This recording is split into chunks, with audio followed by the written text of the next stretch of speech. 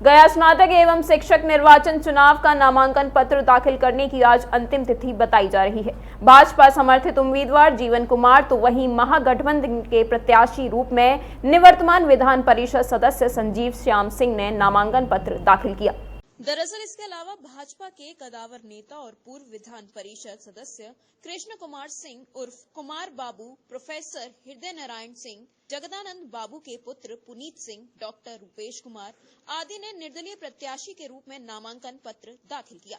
उक्त अवसर पर नामांकन सभा को संबोधित करते हुए भाजपा सांसद राम कृपाल यादव ने कहा कि जीवन कुमार जैसा समाज सेवी शिक्षक निर्वाचन से और अवधेश नारायण सिंह को प्रथम वीरता के मत से विजय बनाना है और भाजपा को बिहार में मजबूती प्रदान करनी है। वहीं कुमार बाबू ने कहा कि शिक्षक निर्वाचन के लिए किसी बालू माफिया को अपना समर्थन देकर पार्टी ने गलत संदेश देने का काम किया है।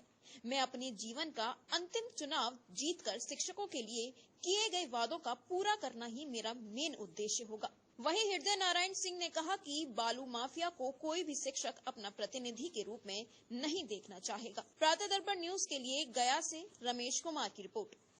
आज मैं भारतीय जनता पार्टी का समर्थित कार्यकर्ता के रूप में गया शिक्षक निर्वाचन क्षेत्र के प्रत्याशी के रूप में नामांकन गया में किया हूँ और मैं आप लोग के चैनल के माध्यम से अपील करता हूँ कि जो भी हमारे शिक्षक मतदाता हैं, हमारे गुजर हैं, उनसे मेरा आग्रह है, मेरा अपील है कि 31 तारीख को चुनाव होगा, 31 तारीख को वोट होगा।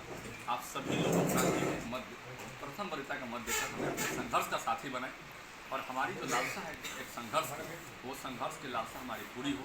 हम चाहते हैं कि शिक्षक समाज में जो मूलभूत समस्या है उसमें बदलाव हो और बदलाव के पीछे कई ऐसी बातें हैं जो मेरे दिमाग में घूमते रहती है।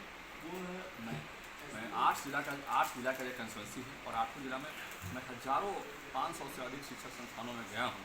हजारों शिक्षक संस्थानों को मैंने देखा हूँ और देखने के बाद मुझे ऐसा लगा कि यहाँ पर बहुत सारी बातें हैं और जो इंगित करती है कि सरकार की जो शिक्षा के प्रति दृष्टिकोण है वो थोड़ा कमज़ोर है, उसको थोड़ा मजबूत करना होगा। जैसे मैं बता रहा हूँ कि आरा में घूम रहा था तो आरा में केवल फिजिक्स के 8 टीचर हैं जो नियोजित टीचर हैं और 20,000 करीब वहाँ बच्चे हैं। तो आपके चैनल के माध्यम से मैं पूछना चाहता हूँ कि क्या 8 टीचर फिजिक्स के नियोजित हैं, जो नियोजित मान लीजिए परमानेंट नहीं है, वो नियोजित है, तो क्या फिजिक्स के 8 टीचर 20,000 बच्चों को पढ़ा सकते हैं कि फिजिक्स से? हमें लगता है कि नहीं पढ़ा सकते हैं। तो ऐसी कई समस्याएं हैं जिसको समाधान करना हमारे बिहार के लिए ज़रूरी है और तभी हमारा बिहार विकास के ऊंचे पैदान पर जा सकता है। नियोजित शिक्षकों को मैं देखता हूँ तो वहाँ पर लगता है कि काफ़ी वहाँ दर्द है। ये रिटायरमेंट के बाद कोई पेंशन की व्यवस्था नहीं है और बहुत छोटी छोटी बातें हैं। जैसे 1 लाख रुपया उनका यूटीए में जो पैसा जमा था वो पैसा को यदि आप पेंशन फंड में बदल देते तो करीब 15 लाख रुपया वहाँ पर कन्वर्ट हो जाता है हमारे हिसाब से। तो वो पैसा रिटायरमेंट के बाद जो है कम से कम 15 लाख रुपया एक सहारा तो बनता, लेकिन वो पैसा को लॉक कर दिया गया। प्रोविडेंट फंड को भी मतलब 15,000 पर लॉक कर दिया गया। वहाँ पर प्रोविडेंट फंड का जो राशि होता है वो रेशनल राशि नहीं दी जा रही है।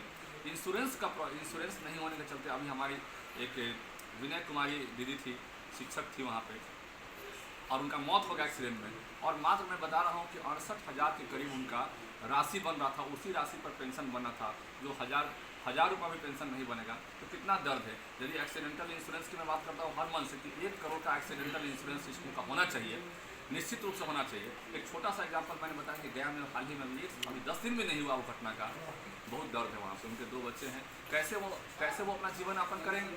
तो आप यदि उनको अपने यहाँ लेते हैं तो उनके समस्याओं का समाधान करने के लिए बहुत सारी चीज़ें हैं। वेतन विसंगति का मामला उठता है, प्रोविडेंट फंड का मामला उठता है, वेतन वृद्धि का मामला उठता है। तो हर जगह कहीं ना कहीं राशि से संबंधित मामला उठता है और जब राशि से संबंधित मामला उठता है तो लगता है कि यहाँ पर इस बार जो है क्या लग रहा है जीत में, चूँकि पिछले बार जो है मतलब आप जब चुनाव लड़े थे तो उस समय परिदृश्य कुछ और था, इस बार का परिदृश्य कुछ और। शिक्षकों ने भी आपको जवाब दिया है। हाँ।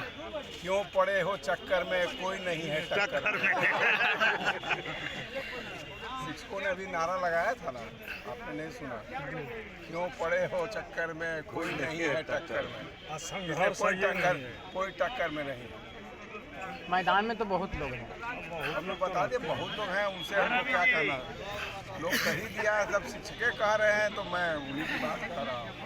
तो सर आज भी थोड़ा सा बिहार की शिक्षा व्यवस्था पे नियोजित शिक्षकों का जो मतलब है कि आज भी ट्रांसफर का कोई मतलब जो है वो मतलब उसमें कोई रास्ता नहीं बना, क्या करेंगे? अंतर नियोजन स्थानांतरण प्रक्रियागत है और अब जो है जितना नियोजन इकाई था उसको घटा के सरकार 38 करने जा रही है, तो आसान हो जाएगा और उसमें पुरुषों को भी जोड़ने जा रहे हैं। पहले जो 20 के नियमावली में था वो अंतर नियोजन स्थानांतरण महिलाओं दिव्यांगों को लिए था, पुरुष को उसमें नहीं दिया, म्यूचुअल बेसिस पर था। लेकिन इस बार सरकार महिलाओं दिव्यांगों को तो देगी ही पहले, लेकिन साथ साथ पुरुषों को भी जोड़ रही है और नियोजन इकाई कम हो जाएगा, जिला इकाई हो जाएगा, तो उससे सुविधा होगी। और पहले शिक्षक जिला परिषद से जिला परिषद में जाते, अब जो है एकदम नगर निगम में भी जा सकते हैं, आपको जिला परिषद जहाँ चाहेंगे जिला इकाई। बीत रही शिक्षा नीति पर सर मतलब क्या लगता है उनके शिक्षकों के लिए जो है उनका अभी तक कुछ भी बहुत बाद एक लंबे संघर्ष के बाद तो सरकार ने वेतन उड़ानी, नीतीश जी ने ही वेतन उड़ानी किया। अभी उन्होंने कहा है कि हम इस पर समीक्षा करेंगे, क्योंकि जो नीति लागू हुई अनुदान दे। मैंने बताया कि मैं जीवन के अंतिम चुनाव में और इस उम्र में शिक्षकों की सेवा करने की लालसा रखता हूं और मुझे इच्छा है कि शिक्षण संस्थानों और शिक्षकों का अगर मैं सेवा करूंगा तो मुझे स्वर्ग द्वार का लाभ मिलेगा। यदि आप चुनाव जीत करके मैदान में आ जाएंगे तो पहली प्राथमिकता आपकी क्या होगी? पहली प्राथमिकता तो शिक्षण की बारे में मुझसे ज़्यादा आप जान रहे हैं, तो इसलिए शिक्षा का गुणवत्ता के पूर्ण शिक्षा, साथ में जो आज के दिन में तरह तरह के मापदंड बने हुए हैं, वेतनमान बने हुए हैं, सारे शिक्षक जो हैं वो एक जमा हैं और मेरे समझ से सभी सरकारी कर्मचारी हैं और उन्हें सरकारी कर्मचारी के रूप में एक वेतनमान, समान वेतनमान। बिहार सरकार ये जो नियोजित शिक्षक हैं उसको राजकर्मी का दर्जा नहीं दे रही है, तो आप इसकी लाली कहाँ पकड़ेंगे? मैंने आपको पहले ही पूर्व में बोल चुका हूँ इस विषय पर। इसकी लड़ाई निरंतर मैं लड़ता रहता हूँ, मेरा जीवन में लड़ता रहता हूँ और निरंतर जब तक सफलता नहीं मिलेगी लड़ाई लड़ता रहूँ। जी पार्टी के आप एक सच्चे सिपाही रहे। जी का सच्चा सिपाही था, हूँ और रहूँगा।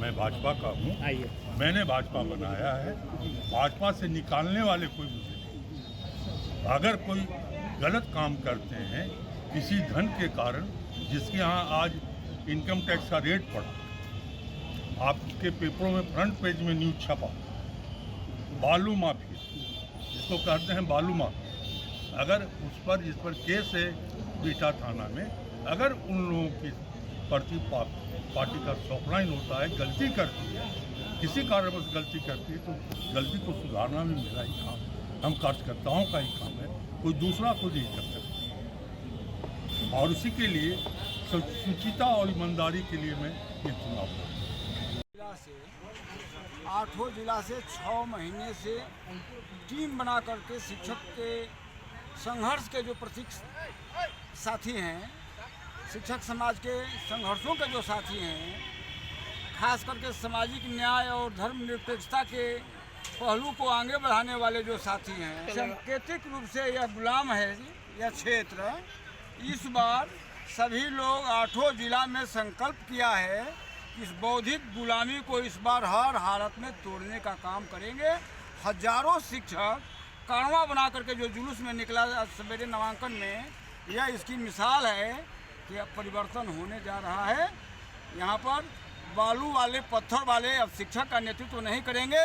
गरीब का बेटा, गरीब के घर से निकला हुआ बेटा सामाजिक न्याय और धर्मनिरपेक्षता की लड़ाई लड़ने वाला अब इसकी अगुवाई करेगा, यह मेरे शिक्षक समाज के साथियों ने तय किया। सुबह का जो नेतृत्व हुआ, सुबह का जो जुलूस निकला, वह इसकी मिसाल है। आपका सर प्रमुख मुद्दा क्या होगा? प्रमुख मुद्दे क्या हैं? प्रमुख मुद्दे तो मेरी जो समझ है कि यह सरकार 16 बरस से नियोजित शिक्षकों का सेवा बहाल किया, लेकिन उनके ट्रांसफ़र की आज तक नीति नहीं बना पाई। पूर्णिया का, दरभंगा का, मधेपुरा का सहरसा का रहने वाला दूसरे जिलों में काम करता है और आज तक उसको ट्रांसफ़र की सुविधा नहीं दिया गया। सभी सरकारी सेवा में ट्रांसफ़र के प्रावधान हैं, लेकिन यह नियोजित शिक्षक है कि 16 वर्ष हो गए लागू हुए नियोजित शिक्षक की नियुक्ति होते हुए बिहार में, लेकिन अभी तक ट्रांसफ़र की नीति नहीं बना पाया। बहनें हैं, बेटियां हैं, जिसको मायके में नौकरी मिल गया, 4 साल बाद में कहीं ससुराल में उसको जाना है, तो वो न बेटी ससुराल जा पा रही है इसके नौकरी के फेरा में, इसकी सेवा शर्तों के फेरा में। कहता है कि हम बेटी पढ़ाओ, बेटी बचाओ, और बेटियां पढ़ करके जब ये मास्टर बन गई हैं तो खुशहाली की ज़िंदगी जीने को मजबूर है। ये प्रतिनिधि जो चौकीदार है, चौकीदार की उसके आंख में आंख डाल करके सदन में बात करनी चाहिए। विधानसभा में मुख्यमंत्री हो, शिक्षा मंत्री हो, नज़र में नज़र डाल करके इन मुद्दों का समाधान चाहिए। यह नहीं करके ये शिक्षकों के हितों को कुंठित करने का काम करता है। शिक्षकों ने तय कर लिया है कि इस बार इसको ख़त्म करके सही मायने में भाई के रूप में चौकीदारी करने वाले साथी को हम इस काम में भेजेंगे। यह सुबह की मसाल। मैं हृदय नारायण यादव, पूर्व विधायक बक्सर, प्रत्याशी गया शिक्षक निर्वाचन क्षेत्र गया।